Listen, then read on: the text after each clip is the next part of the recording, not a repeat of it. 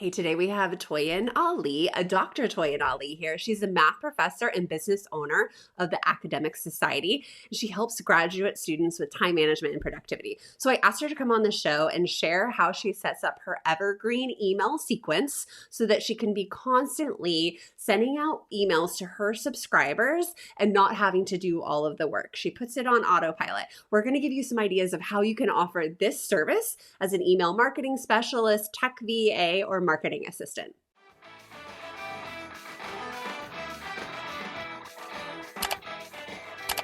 Hey, I'm Emily Reagan. I help virtual assistants become highly paid, highly prized marketing assistants. I'm trying to help you stand out in the sea of virtual assistants and offer more marketing services. The reason I love marketing is it's more flexible and you can charge more. So today we're diving into email marketing. This is one of the lessons I teach inside the Unicorn Digital Marketing Assistant School. We dive into email marketing and what those weekly tasks look like. We dive into building lead magnets and opt-in funnels and all of that. But our guest today, Toyin Alli, is going to teach us about this whole nurturing on autopilot with an evergreen email sequence. We'll dive into a lot of it. Just know that there is a longer episode over on my podcast, Unicorns Unite. Put all the links below in this video and make sure you hit subscribe so you don't miss another YouTube video where we dive into marketing services and how to grow your freelancer business. All right, let's jump into the interview. So what do you want to teach us about evergreen newsletters? What I define an evergreen newsletter is one that you don't have to hit publish on every single week. It's a collection of your best content, and it could be just to nurture your audience, or it could be to sell any of your offers. And basically you set it up once and then you send it to your email subscribers, and they just get a weekly release or however often release of that evergreen newsletter without you having to do any more work. So how is an evergreen newsletter sequence different than a welcome sequence, or is it the same thing? Yeah, you can think of them as the same, or you could set them up the exact same way. I like to think about the welcome sequence as maybe like a 3 to 5 email sequence that kind of gets people into your world. And the evergreen newsletter is meant to be more of a continuation. So keeping that regular touch point with your audience and helping them get even more invested in your world. And as I mentioned, you can use your evergreen newsletter just to nurture your audience, but if you want to up the efficiency, I kind of build out my evergreen newsletter in like cycles, like sales cycles. So I'll like nurture on a specific topic. And if I have an offer that's related to it, I put it in front of my audience via my evergreen newsletter. And then there's a new cycle and then a new cycle. So I can constantly be putting different offers in front of my audience through that sequence as well. Say you have a 6-month evergreen nurture sequence. What happens after 6 months? Yeah, so you can think about it a couple of ways. So maybe if someone goes through your evergreen newsletter and you have set it up to like actually sell your offers, right? If most of the people who go through your evergreen newsletter don't purchase any offers, maybe that means there's a disconnect with your messaging or the positioning of your offer. And then that gives you information to like go back. Well, which emails are people resonating with? Could I revamp these emails? Could I tweak the pitch a little bit? But if things are going well, then I just exclude the people who have bought things, and then I just replay the sequence. You can make a copy of the sequence and make it go again. I don't think people will remember 6 months ago that they got the exact email. So I know, that's so smart. I love that. Okay, how often do you review your sequence just to make sure it's working? And what does that look like for you? Yeah, I mostly just look at open rates and click rates. As long as the open rates are over 50%, I feel confident about the email. Okay. If not, then I'll come back in, maybe change the subject line. And then clicks, that's one of the things I do want to get up more. So it's tweaking the messaging. So I would say every quarter or every 6 months would be a good amount of time to go back through and see how people are going through your sequences and your funnels. Yeah, because you need that time. You need those numbers to go through it to really collect the data and be able to analyze what's working. So do you have any tips for emails that have worked for you, or anything outside of the box, or interesting that you've seen within your sequence? I think the thing that's most noteworthy for me is that it's still working. So like I set it up years ago, but I think because of the nature of my business and because students are entering into graduate school every year and they're finding me every year, there's just new people going into it on autopilot, and like the messaging that I used is still working. Like people will still buy my courses. So I think that's my biggest noteworthy thing, is that it's still resonating. How long does it take to set up an Evergreen newsletter? Yeah. So actually not long at all, especially if you're familiar with the content. Like if you've already been creating content or you have emails to choose from, it's all about just curating the emails, and it can be just a copy paste job. I think you can do it within like an hour. And so I think one of the things to note is that you don't have to create the whole Evergreen newsletter in one sitting, in one go. You just have to be an email or two ahead of the first person in the newsletter, right? So I do like to say it's nice if you can start with like 5 to 10 emails, Okay. especially if you're doing weekly, to just get started. And you can source the content for those emails from previous emails that you or your client has written, the ones that are like the best, the ones that are focused on maybe their best offer.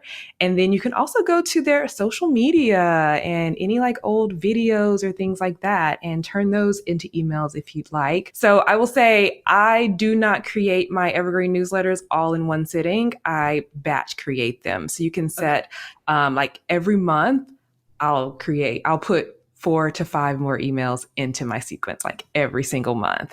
Or if I am still creating weekly newsletters, just take the best ones, add them in there, you know? So I think you can get it set up in less than an hour for sure if there's content already created, and then you can take your time to finish it. Is there like a progression that you're walking someone through? So I do like to think of my Evergreen newsletter as having different cycles, and each cycle is related to an offer. My process for creating my Evergreen newsletter is to first write out what all of my offers are, choose which ones I want to use in my Evergreen newsletter, determine which topics relate most to those offers. That's kind of how I like to think about it, one offer at a time. So this brings up the question, who do you think Evergreen sequences are right for? And I'm thinking about some of the business owners who are newer, more established. Can it work for anyone? Does it work for no one? Just kidding. Oh, yeah. I actually think this is one of those things that works for everyone. So for the person who is just starting and just getting people on their email list, they can start collecting all of the emails they're writing, put it into an Evergreen newsletter so that when people do join their newsletter, they have an easy way to send all of these emails. Okay, so then let's move to the person who may be more established and maybe they create regular content and they send regular emails. So this is the person who does like to send the weekly email to their audience. But what if they need to take a break? Maybe they want to go on vacation or take the summer off, or maybe they want to work on a big project like creating a course or something. Whenever you need to take a break, this is a great opportunity to pop in the Evergreen newsletter so you can still be nurturing your audience while you're working on your big thing or while you're just taking some me time. So it's a great thing to plug into the business. And then also for someone who's been working in their field for a while and maybe they're like, I'm ready to try something new. I'm ready to pivot, but there's still so many people who are interested in the old thing that you're doing. So one thing you can do is set up an Evergreen newsletter to just be that part of the business. Have you ever seen this work with a waitlist strategy?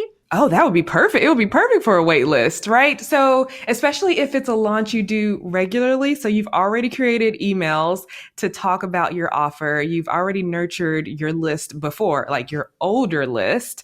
And so you have an offer coming up. You get people signing up to the wait list instead of just having them sit there and wait for you to tell them that the offer is open. You can be nurturing them and getting them ready. And then maybe there's a different offer that they want to do right now until the main offer comes out. So I think it'll be perfect as a waitlist strategy as well. What are some of the biggest mistakes you've seen people make with their Evergreen? Writing the emails from scratch. You're like, so much work. Don't do it. Yeah, just get the old stuff. Like, I mean, if you're new and you've never written an email, I think it would make sense to send out some live emails and just to see what's resonating. So you're not building an evergreen newsletter of emails that don't convert or aren't resonating with your audience. But if this is not your very first email or first piece of content, do not start from scratch with your evergreen newsletter. Don't create the whole thing at once. Just do some. Yeah. And then I think what's really helpful is maybe set an appointment in your calendar every month. I'm going to spend an hour today to add more emails to my sequence. And again, you don't have to write these emails from scratch, just source them or tweak them. And then I think maybe making it complicated would be another mistake. It's just an email sequence, even though it sounds fancy. Just click the sequence button in your email provider. What is it, CRM? It's just a sequence. So what do you do when you're in a live launch and you have these people still going through your evergreen? Do you include them? Like, how do we balance the two? You can take people out. So you can pause your evergreen newsletter. So with ConvertKit, if you have an automation going, you can always pause it or create a rule that, okay, these people are on my evergreen newsletter. I want to pause them for a while and then just send them the broadcast for a launch. So you can definitely just take them out of the newsletter for a little bit and then put them back in if you need to. Do you have any ideas for services that a DMA could offer? So if the business owner is a launcher, they are very like energy intensive and there can be a slump after the launch and you might not even feel like sending emails, but you don't want your audience to think, oh, well, she's only emailing me because she wants to sell me something. And so having an evergreen newsletter just plug in after a launch is going to be so helpful. So you can maybe offer like post-launch services where you kind of keep their business running for them after they're launching. That way they can serve the people that they have enrolled in their programs and they can still nurture the people who are on their list that didn't buy and prime them to be ready to buy next time. So another option would be like vacation proof someone's business. That could be like an angle where it's like, all right, well, you're going on vacation. Let me put something in place that runs your business for you. Or the person who's ready to pivot, like you're pivoting, but you don't know what to do with this audience. You can still be serving them. And so you can offer these services to help them continue to serve their old audience without them having to do the daily work or weekly work of reaching out to them. Okay, this was so fun. You do have a freebie for my audience where we can dive deeper into evergreen sequences. Tell us about this. Yes, it's a private podcast that walks through my whole strategy for creating an evergreen newsletter, like why it's so helpful, who it could help. So it may help you identify which clients could be interested in something like this and maybe be able to position yourself to offer a service like this. It walks through how easy the tech can be. And yeah, that's what it's all about. It's like, what is an evergreen newsletter? Who is it for? How it can be helpful and how to set it up. Toyin, this is so fun diving into evergreen newsletters. Thank you for sharing and really revealing what it takes to build a successful evergreen sequence. All right, if you're eating this up, if you love this type of work, I have two things for you. One, make sure you join my free Facebook group where we dive more into marketing services, where sometimes we share client jobs and all of that. Let's have a conversation. Let's support each other in our business. That link is below. And also, if you're already offering email marketing and you want more client leads, I share jobs and referrals and give you advanced marketing training so you can level up your services inside our community, the Digital Marketers Workgroup. We're always taking applications and we'll let you know when we open the doors to our membership. And that happens a couple times a year, but you got to get your application in now. This is the best way to up-level your business, get the support you need, and to nail in your niche, start specializing and start charging more as a freelancer. I'm here cheering you on. Make sure you subscribe to this YouTube channel and I'll see you next time.